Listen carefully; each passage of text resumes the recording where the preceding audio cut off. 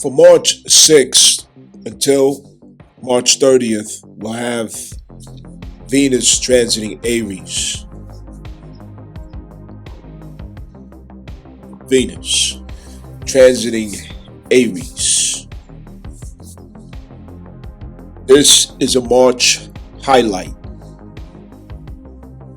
This March highlight goes hand in hand with the direct motion of Jupiter in Cancer picking up speed. There's a sharp correlation between these two that we should focus on, and the fact that Mars is in Pisces during this time as well. Let's put the pieces together. First off, Mars in Pisces, it disconnects from the outside noise. Mars can't hear outside noise when submerged in the waters of Pisces. Mars surrenders to the flow of Pisces currents. What this is that Mars is bringing assertion to intuitive knowings, convictions, expressions, urges of spirit. Mars is in an intuitive realm where it cannot stray away from the concept. Mars cannot detour from what has already been conceptualized, fermented on in the spirit through Pisces. This keeps Mars from interrupting a very sharp and accurate read of the astral body, finding its unification with the identity founded upon the matriarchal mother Cancer and inner child. This is sharp accuracy. Sharp accuracy. Mars is not working from the head, from thoughts, information.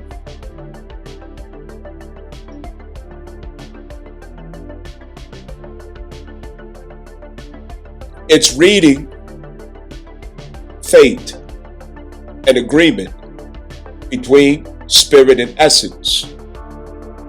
It's reading the agreement between spirit and God, keeping us unified with what we're asserting in the co-creative expression of the one and the zero. Understand, this is 2026, year one. Co-creation. This maintains a concentration of co-creation.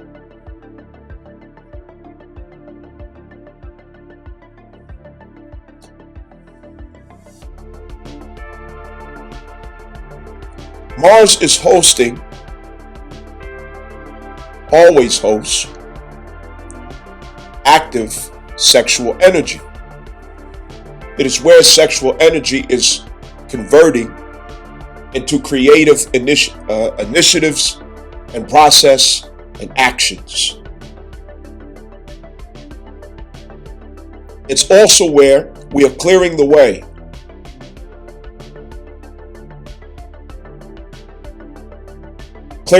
of whatever enemies are occupying the house or sign territories for those 2 months at a time that Mars is in transit.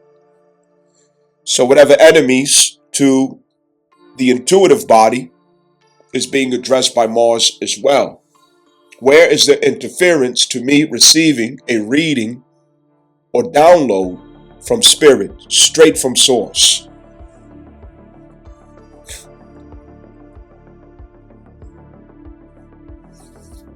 With that being said, Mars is exalted in Capricorn. In Pisces, Mars is not able to manifest his natural lean of Capricorn interests. Instead, what he is carrying out is expression of Pisces themes, which has to do with what we desire to feel, to experience, to be, what we desire to feel united with or a part of, what we wish to identify with or identify as in our status. Mars is giving us the sense of initiative to take on these convictions. Mars also stabilizes the convictions that are there, that are informed in clarity by Mercury retrograde and Pallas Athena, both found at Cazimi during the same season. So these are renewals of these impulses and forces that Mars is having a direct read with. Pallas Athena and Mercury, as well as the North Node faded reality that helps us to realize that these expressions are becoming demanding from the spirit. Essentially, what this is, it is placing Mars in spiritual substance by which his assertions and initiatives are pushing the schedule, the demands, the requests, the impulses of Pisces themes. This has to do with what you have conceptualized being held by Neptune in Aries, which is the identity that I am going to construct and manifest. Okay? Understand? You will find that this Pisces substance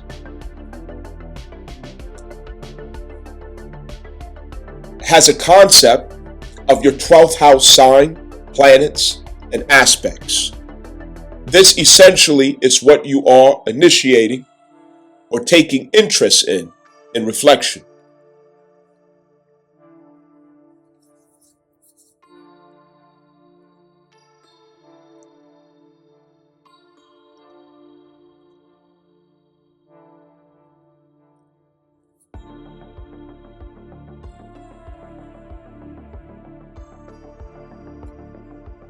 Venus in Aries is incorporating the astral body into what it means to hold the identity. First checkpoint is Neptune at the 0-degree mark of Aries.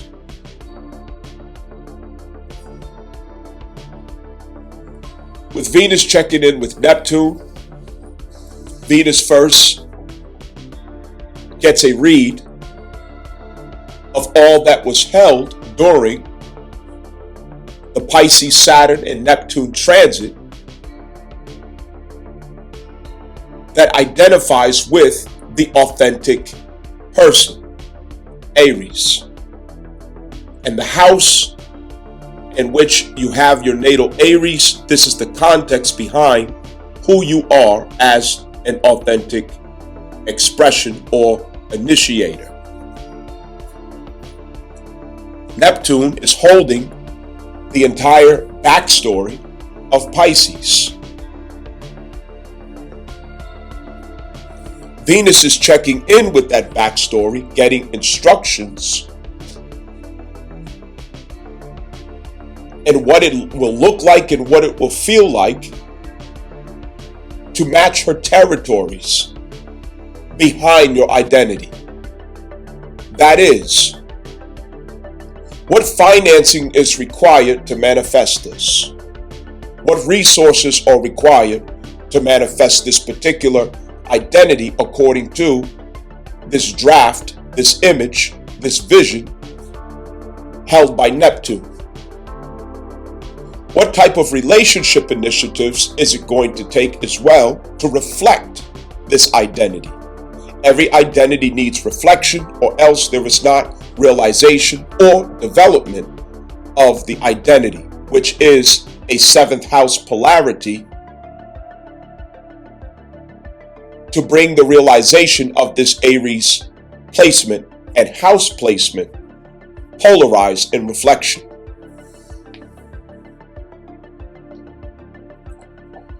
Essentially, what this is Venus having the clipboard, making a checklist of 3 placements in which there has to be the initiation to attract and assert oneself, to claim, procure these particular astral identifiers. These astral identifiers are through Taurus in the 2nd house. How does it align and match with my Aries expression, or how will it support my Aries expression and the vision that I'm holding through Neptune based on past life themes of Pisces transits, as well as Libra relationships? What should or could this look like in my identity as reflections of my identity? Who are my companions, my allikes, my teachers, my developers, my challengers, my antagonists, even my enemies? Understand.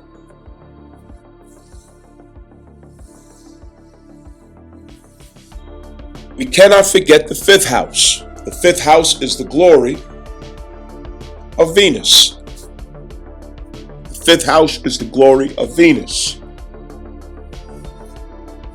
When it comes to what puts joy or pleasure behind this expression, fulfillment behind this expression, Aries identity and 1st house simultaneously, the 5th house in Leo must also be configured into what's going to be attracted or asserted into one's reality. Venus first checking in with Neptune, it all has to match the wisdom realized and procured through Saturn and Neptune transits of Pisces. What is in agreement with the wisdom that's being held from those past experiences? What honors that wisdom? What holds reverence for that wisdom? What holds consideration for that wisdom?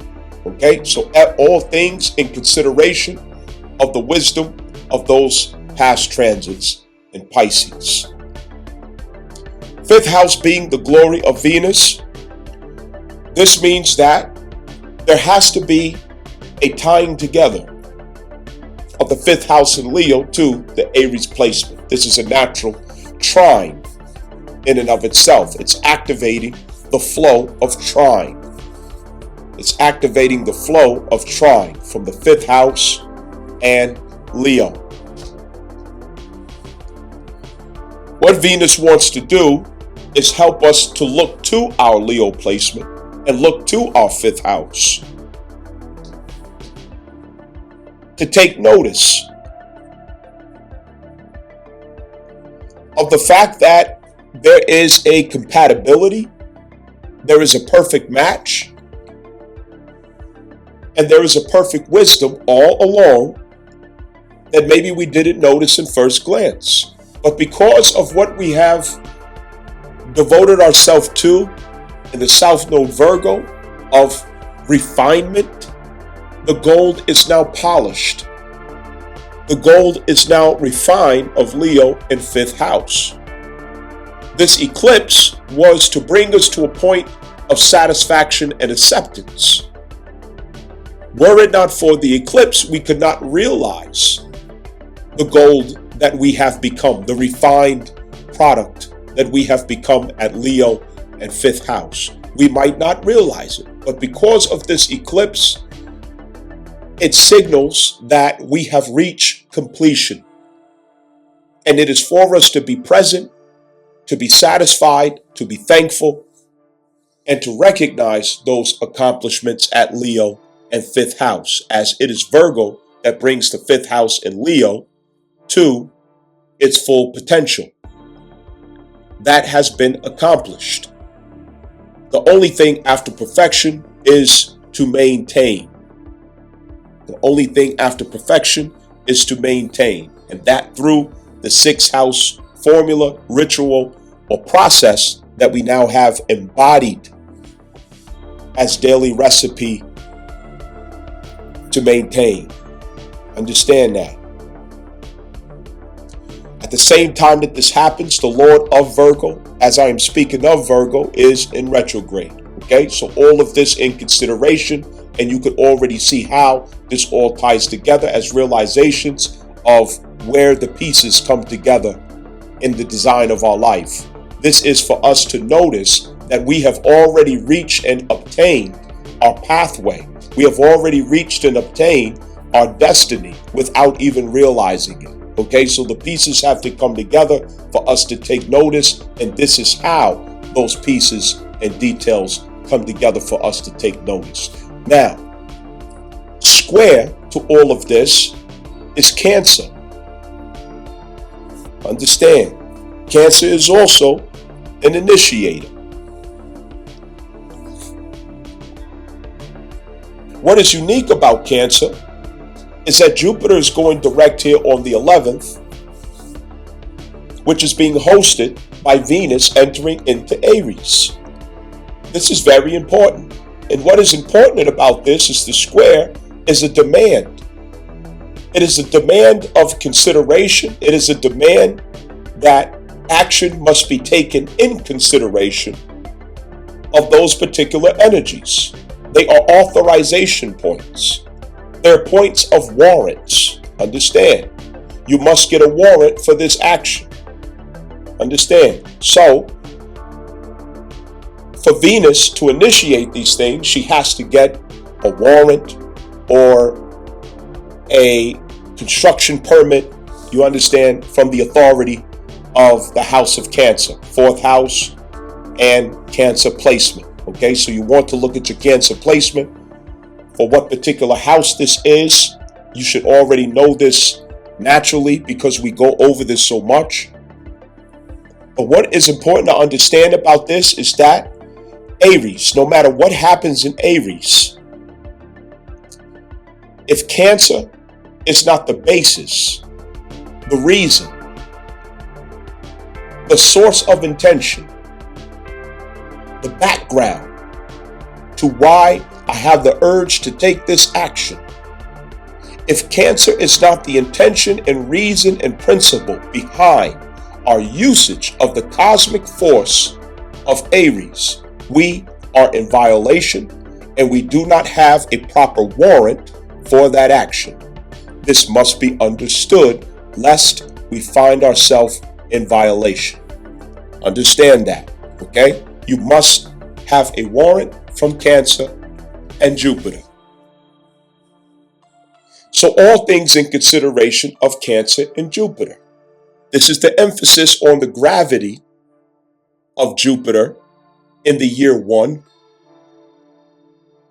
of Cancer and Leo, which is the soul of inner child, the needs of inner child, Cancer, And Leo, the expression of inner child. This is all about inner child and matriarchal energy. And then when Jupiter moves its gravity over to Leo, it is about the father's will with the child rather than the mother's will with the child, as now we are entering into expression once that aspect of the trine of fire is activated with Jupiter entering into Leo. The emphasis will be on expressing these things rather than nurturing these things. Understand that, okay? Expression and nurturing. Right now we are still in the function of nurturing based on the gravity of Jupiter in Cancer, okay? So, when we don't have Cancer as our reason, and let me remind you, Cancer being our conscience, the oracle of our conscience, our moral reasons, our moral compass, our moral commitment, our moral conviction, our righteousness, obeying, respecting, and honoring the voice of inner child, the mother's authority, to do no harm unto others, do others as you would want done unto self. These classic and golden rules and laws of the soul. The goodwill and good intention, that good is superior over evil. Right is good over wrong. Understand, okay? So it's the mother's wisdom. It's the mother's wisdom. So, when we utilize Aries energy without that checkpoint, without that warrant, without that license or permit from Cancer, we are in violation. And karma must follow.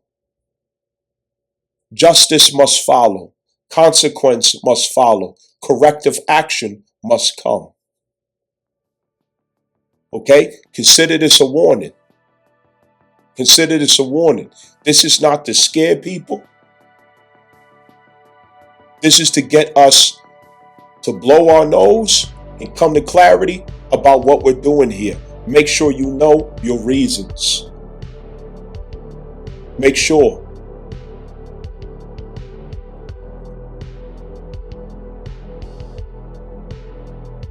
As long as Aries is creating from 4th house in Cancer,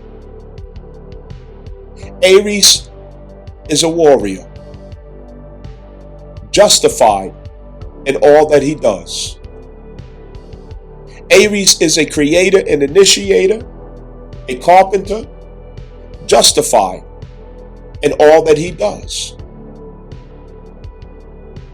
With Cancer behind Aries energy and expression, we will find that we are no longer hesitant. We are no longer indecisive. We no longer carry a guilty conscience about what we have initiated without permission, because our permission and consent came from Cancer in 4th house. It came from inner child. And later on, we learned the lessons about getting that same consent from the father, Leo, the son, of equal warrant when it comes to our expressions. Understand? So with that being said, to disconnect from Cancer, our actions become savage, destructive, regretful, and we assign to ourselves karmic justice. That's how that works. Understand? This is how that works. And that's what we don't want to do. We don't want to separate that. Now, why must this be emphasized? Venus brings considerable inspiration to Aries. Aries is thoroughly inspired by beauty, sexual energy, opportunity, optimism. The benefactor's influence, sweet things that are accessible, beautiful things that are accessible. Fifth house, second house, and seventh house opportunities that are accessible and that we may find being attracted into our orb. So what can happen when there's assertive spirit of Aries behind the powers of Venus entering that particular house?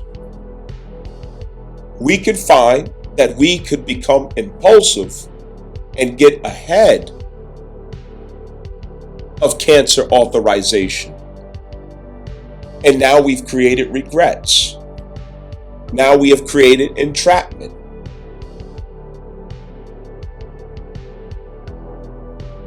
Karmic burdens and justice upon the self. So we want to remain rooted and founded in Cancer. Understand that. Now, what's going to happen is when Jupiter goes direct, if you think back 4 months prior, okay?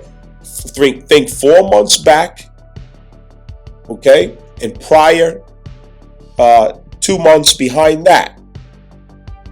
2 to 3 months behind that, okay? Jupiter's transit through Cancer was bringing certain blessings and opportunities, expanding emotional validation, emotional enrichment, and nurturing to the inner child through the power and authorization of grace. Listen to my words. Grace. Jupiter was bringing grace to that particular territory of your natal chart. 4 months ago, the gravy train stopped and slowed down, okay? The gravy train stopped 4 months ago. Only you know what that was, all right? Because Jupiter had to go internal to help you to realize where his expansive grace was internally through your own faith, through your own connection with your inner child. Now you're going to see the external feedback of that fruition that you have found through the retrograde. You're going to get the feedback. You're going to get the return. You're going to get the bonus. You're going to get the blessing, the grace that expands and replenishes that aspect of your life. It's going to enrich your life. This is going to work hand in hand with Venus because it's going to be part of what Venus is attracting into your life. It's going to hold emotional fulfillment and enrichment for you. So we could easily get carried away, is what I'm saying. As that part of your reality at Cancer expands, it's going to have a match for what Venus is realizing of second house and seventh house opportunities that you're going to require to confirm your authentic identity and its initiatives. Okay? Resources, finances, relationships, expression of talents and gifts. It's setting the basis of expression later on when Jupiter enters Leo. Okay? This initiative starts now. All right? So,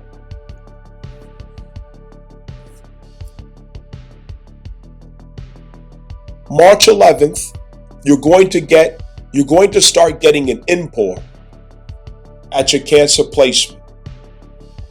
You're going to get a richer feedback into your life that really sits well with your inner child. It's going to make you feel very whole. It's going to make you feel emotionally stable. It's going to make you feel as if your prayers were never ignored. It was heard.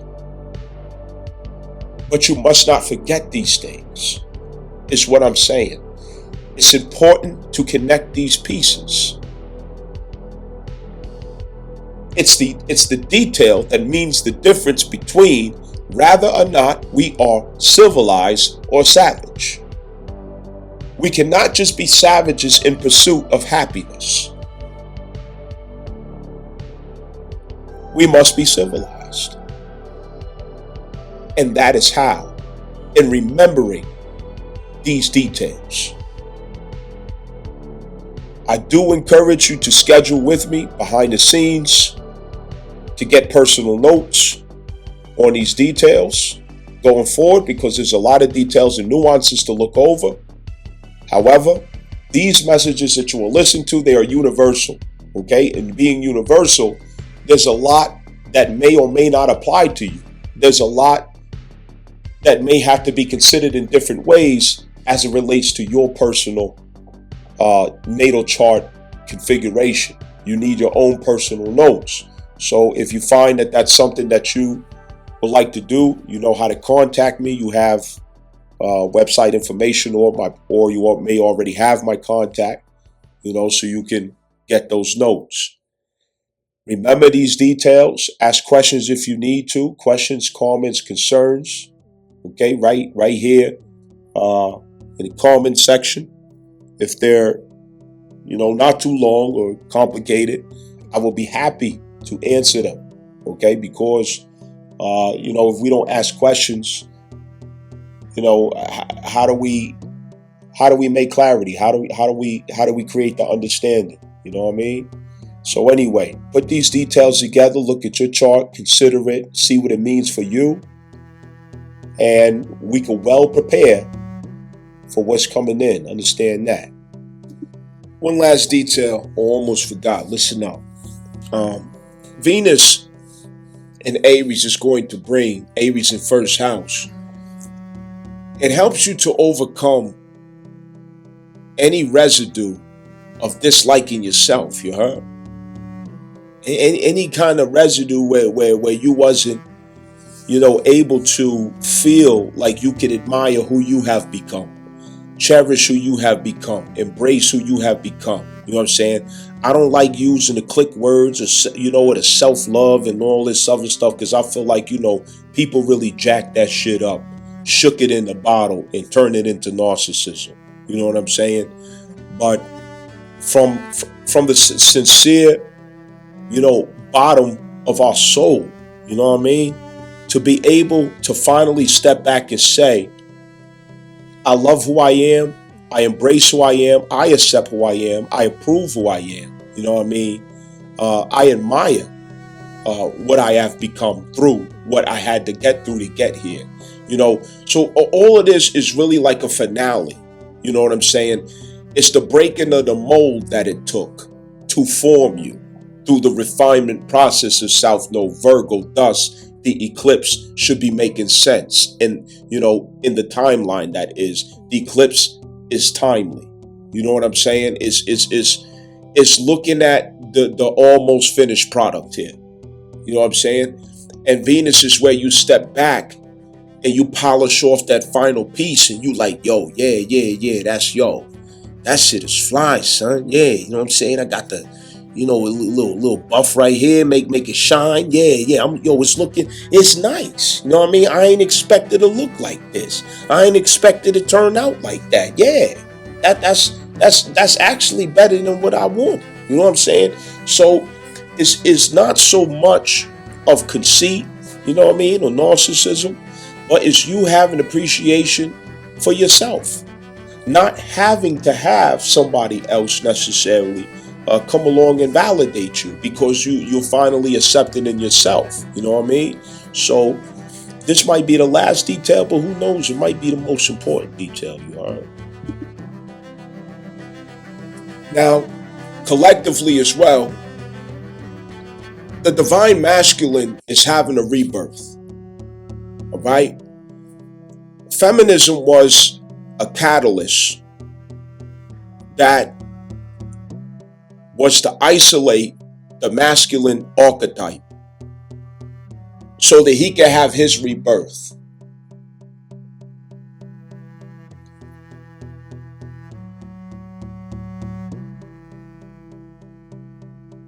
Every man except that 1 to 6% of the Virgo narcissistic, impossible standards that came toward the peak of feminism, that disenfranchise the working man, the 9-to-5 man, the average man, from the sexual marketplace. This took the bulk of man, like a big ass scoop of men, and placed them in isolation in order to renew the collective conscience of man. He had an upgrade. So this feminism wave, it did him a favor. It blessed him. Because now he's come full circle to where he finally knows who he is.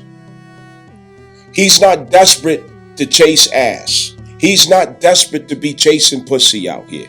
He's not out here simping and running after females, drooling over females, That's the suckers that's left over that's doing all that shit, That little small percentile sucker shit, But men have had a revolution in their collective conscious and ideals of what interests they have or what intentions they have with the sexual marketplace. From the Western world, especially in America, females have been far more active, in the dating world, sexually, running the streets and all these. The tables turned upside down.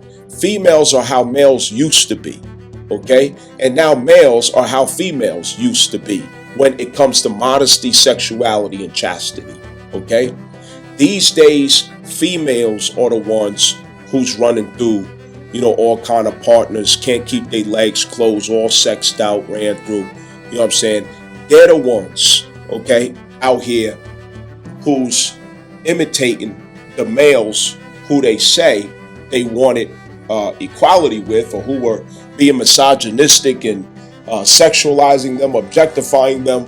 The irony is that they became just like them. And so that catalyst, it's coming to an end because the number 9 year was last year. That's finality. This Venus coming into Aries, it's solidifying the self-esteem. It's solidifying the self-worth, the value of the masculine archetype. So from this period on forward, what females are going to find is them standing as the archetype in that square of Cancer, which says it's not going to go the way that it used to go. Cancer now has a demand on females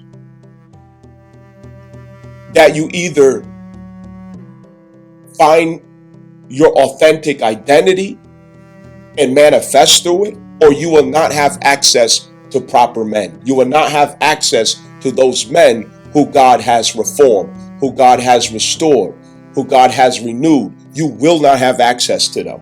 Not in the spirit of that superficiality and illusion that feminism has held over the collective image of females. Either she will find a way to evolve and become her authentic self, or she will not have access. She will only be able to have access to, the idiots and simps out here who just, bumping into each other, passing STDs around and, the nigga shit, Of course, everybody's drooling over the 1%, 6 feet tall, 6 figures, 6-pack, so on and so forth, They're sharing them for eternity, all right?